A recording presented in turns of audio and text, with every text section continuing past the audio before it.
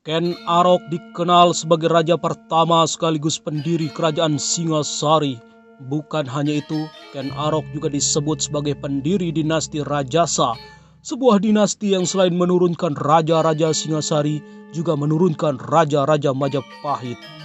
Seperti diketahui, Majapahit dikenal sebagai kerajaan terbesar di Nusantara, memiliki daerah kekuasaan mencakup seluruh Nusantara.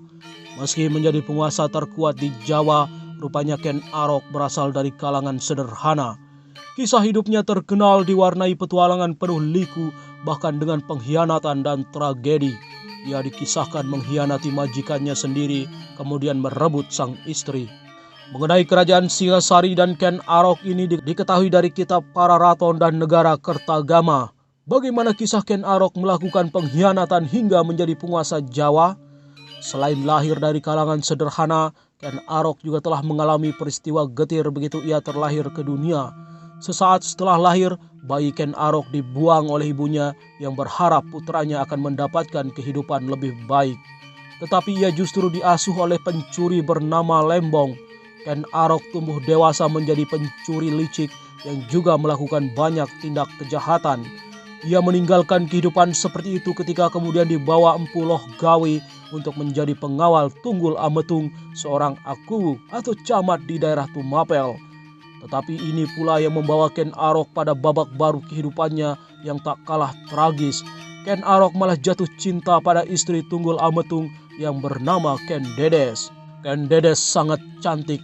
Semakin menarik perhatian Ken Arok ketika disebut bahwa Ken Dedes akan menurunkan raja-raja tanah Jawa menurut ramalan Loh Gawe. Ia berupaya menyingkirkan Tunggul Ametung, dimulai dengan memesan keris kepada seorang pandai besi terkenal bernama Empu Gandring. Empu Gandring menjanjikan keris ampuh untuk membunuh Tunggul Ametung yang sakti dalam waktu 1 tahun. Namun Ken Arok tidak sabar menantikan 1 tahun. Hanya selang beberapa bulan, ia nekat merebut keris yang belum sempurna dan menusukkan ke dada Empu Gandring hingga tewas. Kutukan dilontarkan Empu Gandring yang dalam keadaan sekarat. Ia mengatakan keris itu nantinya akan membunuh 7 orang raja, termasuk Ken Arok dan anak cucunya. Kelicikan Ken Arok tak sampai di situ. Sekembalinya ke Tumapel, ia sengaja meminjamkan keris itu kepada rekannya yang bernama Kebo Hijau untuk menyamarkan kejahatan yang akan dilakukannya. Malam berikutnya, Ken Arok mengambil keris dari Kebo Hijau dan menyusup ke kamar Tunggul Ametung lalu membunuhnya. Rencana Ken Arok berhasil.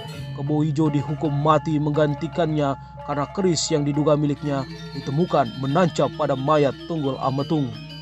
Meski Ken Dedes menjadi saksi pembunuhan suaminya, ia luluh oleh rayuan Ken Arok. Setelah itu Ken Arok menyatakan dirinya sebagai aku baru Tumapel dan menikahi Ken Dedes yang tengah mengandung anak Tunggul Ametung. Ambisi Ken Arok tidak berhenti di Tumapel.